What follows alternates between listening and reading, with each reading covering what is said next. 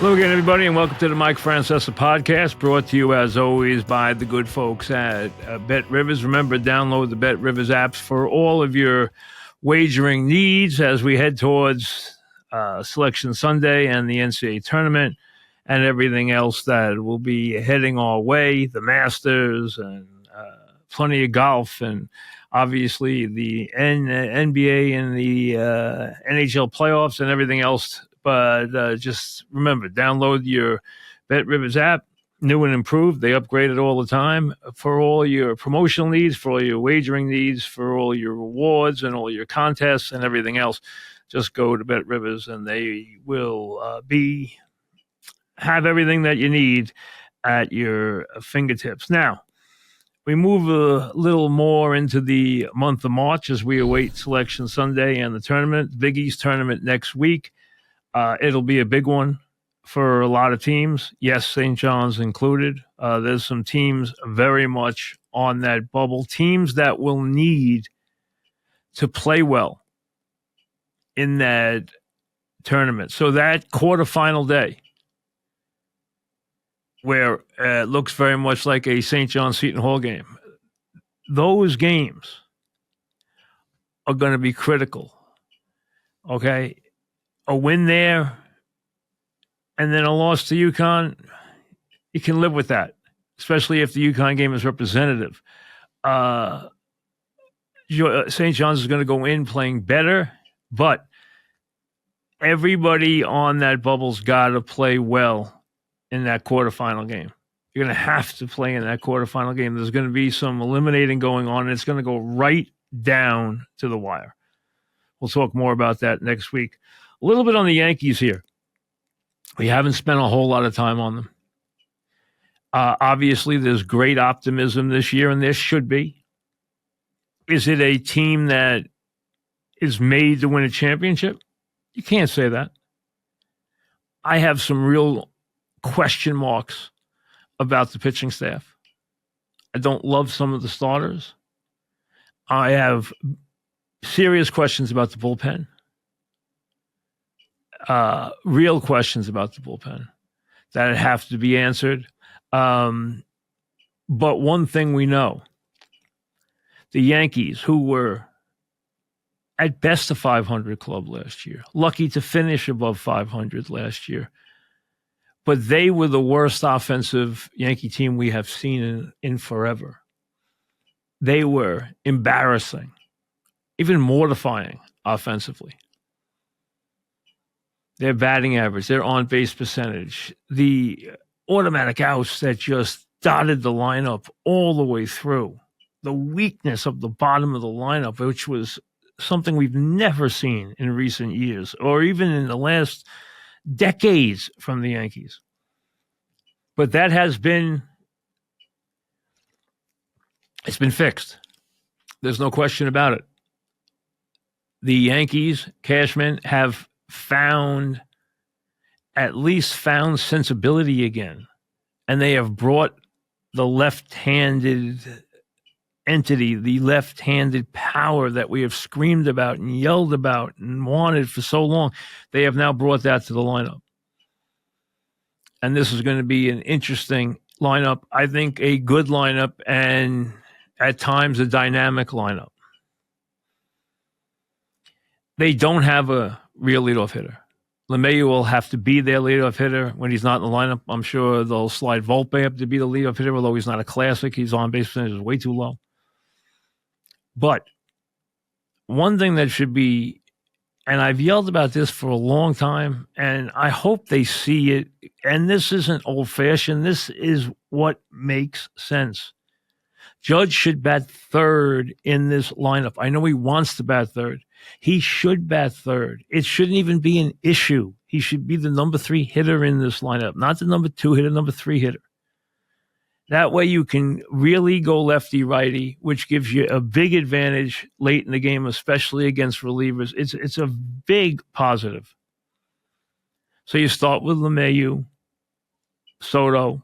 Soto brings you power. He brings you, obviously, a great hitter and an incredible on-base percentage that is always above 4. And that's saying something. Above 4. We're not talking about 350 here. We're talking about 420 here. So, LeMahieu, Soto, Judge.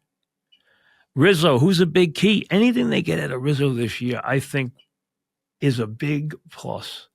But if he can get back to being Rizzo, this lineup is going to soar. But LeMahieu, Soto, Judge, Rizzo, Stanton, Verdugo. So you're going right, left, right, left, right, left. Torres, the catcher, Volpe. You got Volpe in the double leadoff spot. So you got him down there where you want him in the 9-hole. So he gives you some speed at the top of the lineup when he turns it around and when he's on top of it. So that's your lineup. It's a good one. It's a balanced one. Verdugo, I think, will get 50 extra base hits this year. And he's probably been forgotten, but he shouldn't be. I think Grisham is going to be a key pickup. Came over, obviously, in the Soto deal. His last couple of years, they've been unhappy with, especially his batting average. But one thing here. The guy is left-handed. He's a Gold Glove center fielder, and he's got speed. He's got speed. He's got power. He's averaged 15 home runs a year the last 3 years and like 450 at-bats. That guy can hit 20 home runs if he gets at-bats at Yankee Stadium. And there's going to be days where you're going to DH Judge and have Grisham in center field. And he's going to turn out to be a big key. He's going to be in the game late for defensive purposes. And he's going to get a lot more time than you think. You know you're going to get injuries in the outfield. And when that happens, you're going to slide guys around and put him in the outfield. And he could turn out to be a very valuable, I think he will turn into a very popular Yankee. I think he will be a real steal, and that he's in that deal. I understand they were disillusioned with him. I understand that. The bottom line is this is really good. I think it's a good change of scenery for him. And he brings what you want. He can, first of all, he's a terrific center fielder. Secondly, he's got speed. Third, he's got power. Verdugo, I think, is a guy who's going to blossom at Yankee Stadium. I can see 50 extra base hits out of him. I can see 20 homers. I can even see more than 20 homers. So having Soto, having a healthy Rizzo, having Verdugo, having Grisham, all of a sudden, you got lefty sticks in the lineup. Finally, it's not like looking at a lineup that's 4 or 5 straight anemic, awful right-handed hitters who couldn't hit a lick. That's what you had in the lineup last year. Day after day after day, it was sickening. This lineup is good. It's balanced. It's got, obviously, a lot of power. It's got 2 of the top 5 players in baseball back-to-back. They could even be 2 of the top 3, if you want to get argumentative. That's how good Soto and Judge are. If Rizzo comes up and plays, if Rizzo gives you 25 homers, that's going to be enormous. Stanton, and then getting Grisham in the lineup, you watch, it's going to be a big key. And guys are going to get hurt. They're going to miss weeks. You're going to have torn muscles. You're going to have guys injured. It happens all the time. You need depth. He gives you that. But, again, forget the analytics. Forget Judge batting 2. Put him in the 3-hole. Let him get up with LeMahieu and Soto in front of him. He will get up with guys on base all the time. You want traffic in front of him. You want the pitcher out of the stretch. The bottom line is it's going to help Judge immeasurably. Do I love the starting rotation? No. I've never, listen, Cole had a great year. I've never loved him. I've never trusted him in the big spot. I can't say he's not a top flight pitcher. He is. I just don't love him. I worry about Stroman at Yankee Stadium. I think Stroman's a pro, but I worry about him at Yankee Stadium.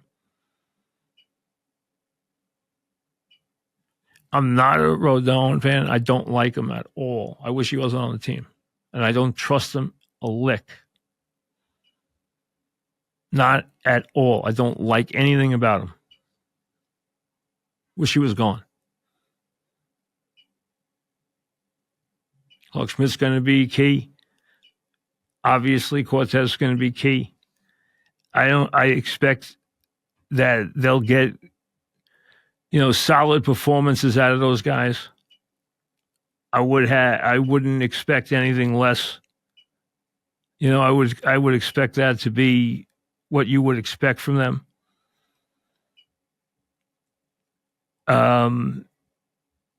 Would you like to see them get Snell? I like Snell. I always have. The Yankees are not going to let him push him to a big number for a variety of reasons, including the luxury tax and everything else. I don't see them giving him a lot of money. I don't think he's going to wind up here. If he does, I think it's a big positive, but I don't think he is. I know the Yankees made an offer. He already turned it down. They aren't where he wants to be in terms of per year money. I understand he is going to have to settle a little bit at this point, but I don't think it's the Yankees. I really don't. They could use him. I think that puts them in a different place. I think the Yankees are a 90-win team, a 92-win team. They're not much better than that right now. I don't love the pen. I'm worried about it. Big year for Holmes, obviously. Walk year for him, big year for him. I think he's got good stuff. I don't think he is unbelievably reliable. They obviously, the Yankees are good at coming up with live arms. That doesn't mean they're going to turn it into a good pen. So I'll take a step and wait and see. I really, other than Holmes, who we know about, and we know some of the guys there and what they can do, none of them are overwhelming. It's not great. The bottom line is, I don't think it's going to be a great pen. They needed it can be a deep pen. Let's see how it works out. Pens are year to year anyway.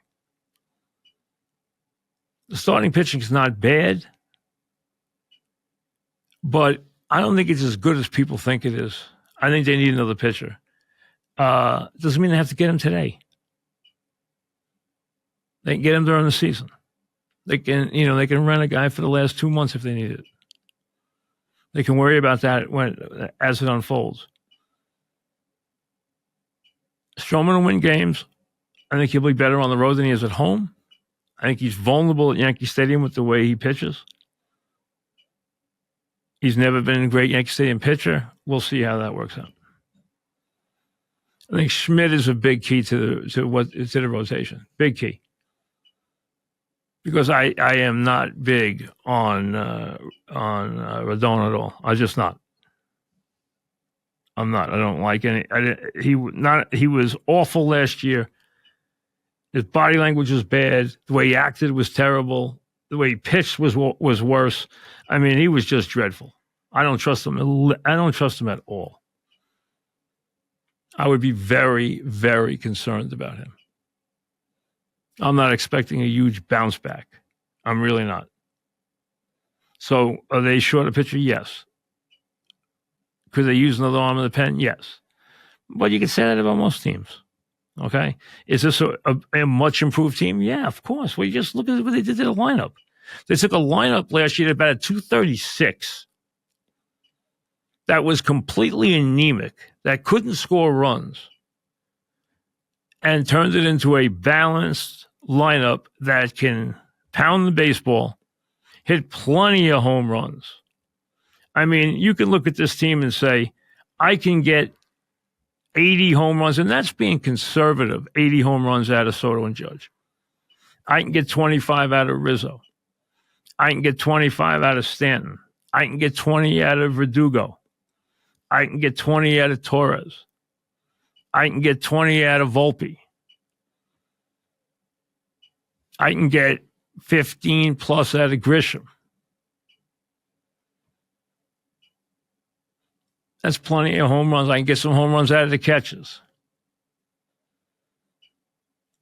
That's plenty of home runs. That's plenty of power, and it's balanced. You have lefty, you have some depth, and you have lefty hitters, which is critical, which is needed for so long. Now you have lefty pop, and you have one of the premier left-handed hitters in all of baseball, who is on a walk year, who wants a huge contract. Now, is that going to happen in season? No, it's not. Are they going to have a problem resigning him? Yes, but you know what?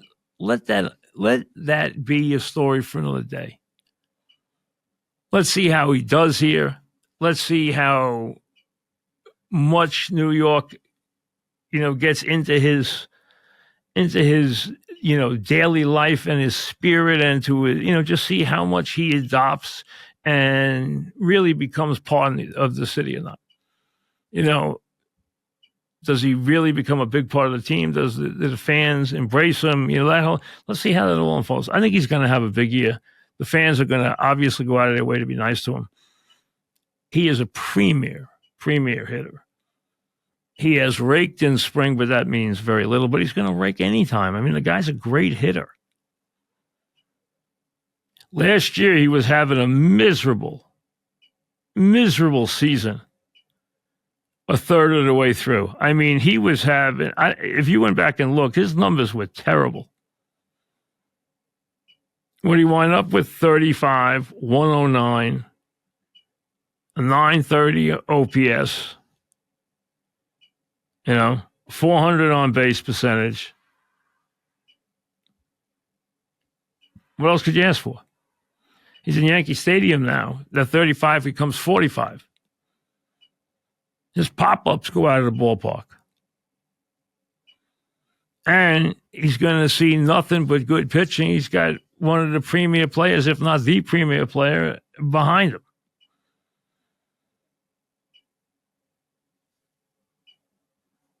He's hit in spring. Obviously, he's hit 580 so far, but hey. Again, he wanted to make a good impression, but he's got power behind him. He's got a lot of power behind him. I mean, with Soto, Judge, Rizzo, Stanton, Verdugo, Torres, they're going to hit a lot of home runs. They are going to hit a lot of home runs. I think they are basically, considering the Oriole injuries to their starting rotation, right now the Yankees and the Orioles are, to me, tied atop the division. To me, I put them in the same exact place. I put them both right around 92, 93 wins. The division's always competitive. Don't ever count out Tampa. They're going to be tough. I can see Toronto taking a step back. Bottom line is, we know what Baltimore can do. We know how good their young players are. They have had a couple of key injuries to their rotation. That does impact them, but I think the Yankees are right there. Now, it doesn't mean they're going to win a championship. What it means is that they're going to go back to the postseason, which you expect anyway. But, hey, they're going to be a much more explosive, exciting, and such an improved lineup from last year. That goes without saying. And then we'll see how the pitching unfolds. As for the Mets, their bullpen is going to be deep. It looks like it has some quality, and they have, obviously, a premier closer. The lineup, I think Marte will bounce back. You have plenty of pop there. Alvarez is going to hit 25 homers behind the plate. I think Alonso's obviously going to do what he always does. You got Lindor, you got Nimmo, you got Bader in center, you got McNeil, you got Marte. That's plenty of pop. You got Stewart. They got plenty of pop. The lineup's not bad. Their bullpen's going to be good. Their starting pitching. What can you say? You cannot win with this starting pitching. Senga's hurt, so he doesn't start for a while. Plus, he only pitched 166 innings last year. You're counting on Severino, who knows, and from there, you're going to hope what? You're going to say who's the ace with Senga out? Quintana? I mean, come on. This is a bunch of guys you pray they go 5 innings. This is a pitiful excuse for a rotation. You cannot take this team and call it a contender because of that rotation. It's impossible. It's impossible. You know, I understand the idea of doing it through a bullpen and a rotation by committee, but this is taking it to a crazy degree. You have to have a couple of very, very reliable, productive arms at the top of any rotation. At least 2, and that's still cutting it very thin. They don't have any right now with Senga on the shelf. They don't have any that you can count on. You can't count on Severino, not with what you've seen the last couple of years. So, are there days where that starting rotation will surprise? I'm sure there will be. But there's going to be a lot of days where they're going to be in the bullpen in the 3rd inning. A lot of days. And when you go into a season, you have to fill 1,458 innings, and that is a lot of innings, and a bunch of them have to be quality if you want to win games. I understand this is a year of evaluating and making decisions. But don't try to sell it as some kind of surprise year for, being competitive, jumping up and winning, 88 games and sneaking your way into the playoffs. Not with that pitching. Not with that starting pitching. Not going to happen. You'd be lucky to be 500 with that pitching. Because it's just too much to ask day in and day out. Way too much to ask. I mean, you're going to have a lot of guys in that pen who are going to log a lot of innings. And I understand they, have their lab and they have their way of finding guys and they think they can uncover gems in the bullpen. That's fine. They better uncover a whole bunch of them. And I've told you, and I know it's the question with the Mets right now, I would try to get Alonso signed. You cannot turn your back on him. They need him.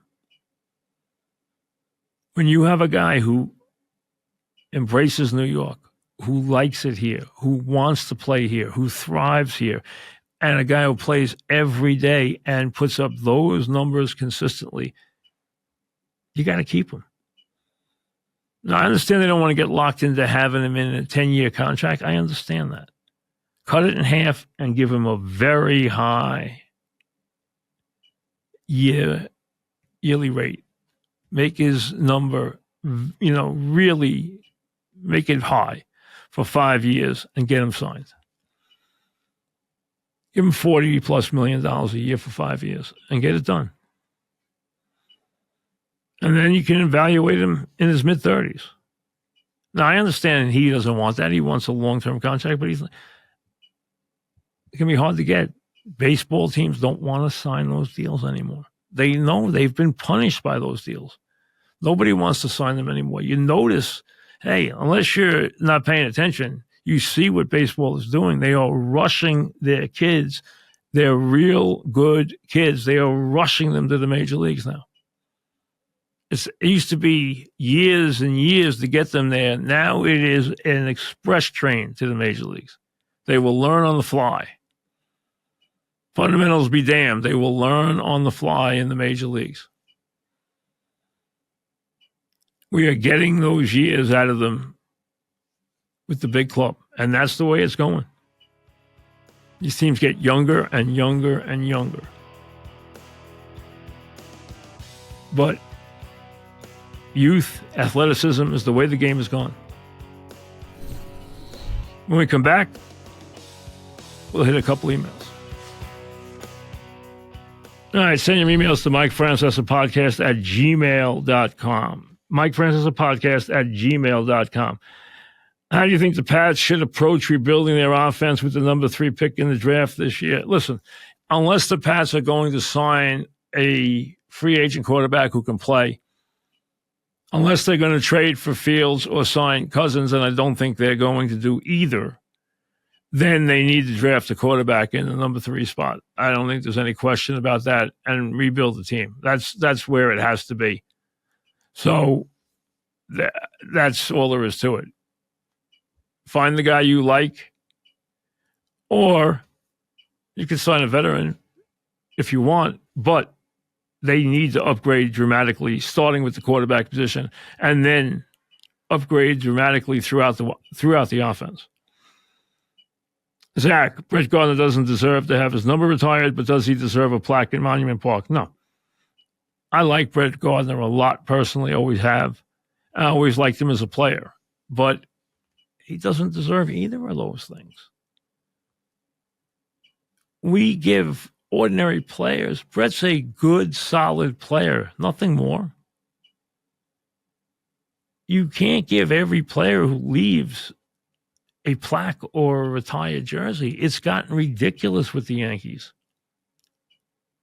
They have it. It should stand, in my mind, it should stand for immortality. It should be upper echelon Hall of Famers who get their numbers retired. I would think you would have to, unless you did something extreme a la Sandy Koufax, or have a tragic ending like a Thurman Munson. Otherwise, you play 10 years with the team, or you're not getting your number retired. Number 2, during those 10 years, you have to be good enough to be a Hall of Famer. If you're a Hall of Famer, you get your number retired. If you're not a Hall of Fame quality, if there's a question of whether you're going in the Hall of Fame or not, you're not getting your number retired. In my world. So, as I said the other day, I would have retired 3, 4, and 5, obviously. 7, without any question. I would have retired Yogi. I would have retired Whitey. I would have retired Jeter. I would have retired Mariano. I doubt I would have retired anybody else. I will listen for Thurman because of what happened. He was a captain, died tragically.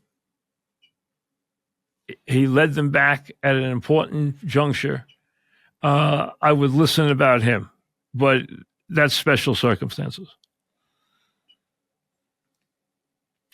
Now that it seems likely the 2 local teams will match up next Thursday in the Big East tournament, there's a good chance St. John's and Seton Hall will be the 4-5 game. Yes. Is it an elimination game? It could be. I think Seton Hall's in, though. I think they've done enough. I think the win over Villanova the other night iced them. I think they're in. So I think it would have to be a win for St. John's. I think Seton Hall's in. I don't think Seton Hall has to do any more. I think St. John's, Villanova, Providence have to do more. I don't think Seton Hall has to do any more.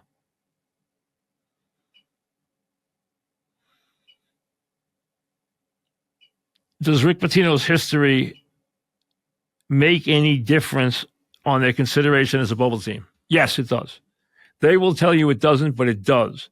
Because when you're breaking ties, in the back of the committee's mind is, how will this team play in the NCAA tournament? If I let them in as a 10 or an 11, how are they going to justify that? Are they going to come in and play well? And the answer is, well, if you have one of the great coaches in the history of the sport, you have an advantage. Just like Izzo would break ties. I would invite Izzo in, or the late Rick Majerus. Those kind of guys, or Jay Wright, okay? These kind of guys who are going to have their team ready if you put them in. If St. John's comes in, here's why I think St. John's candidacy is very live. If I'm sitting in the committee room and they come to me and they ask me, hey, you think St. John's can win 2 games in this tournament? I'd say, absolutely. They could definitely do that. That, to me, is a plus. I have to sometimes put a team in that I don't think is very good, but they have the resume. I might not like them personally, but they have the resume. Here is a team, though, that clearly is on the bubble, which played badly, doesn't have a lot of quad wins, had a real stretch for almost 2 months where it did nothing, and has played better lately, especially the Creighton game. But remember, the Creighton game was I look at that, and if you know basketball, you knew Creighton was going to have a terrible game that day. They were coming off a win at home against UConn. They beat the number 1 team in the country on their home floor. Then they basically spent the next couple of days taking bows. That kind of team is ripe. I always look to play against that team the next game, because psychologically they've just spent their time having a great time. And that was a good win. St. John's played really well that day. St. John's has played better of late. He has relied more. I thought all year Dingle had to come to the fore for them to be a better team. That has happened. I think Taylor has become much more a big factor for them. And I think Dingle has become a bigger factor for them. That's critical. Critical, because Dingle can score. And they need that, because there are times they can't put the ball in the ocean. What are your thoughts on the jerseys, the road jerseys, all the jerseys? Hey, I think it is just a joke. A joke. And these leagues never fail to make themselves look foolish with their decision making. All looking to grab some more money.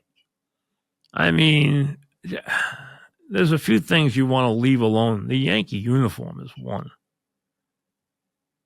And the uniforms they've now come up with are not only getting terrible reviews, they're embarrassing. So it's become a folly. They make these decisions and they turn out and they explode in their face time after time after time. We'll see you later.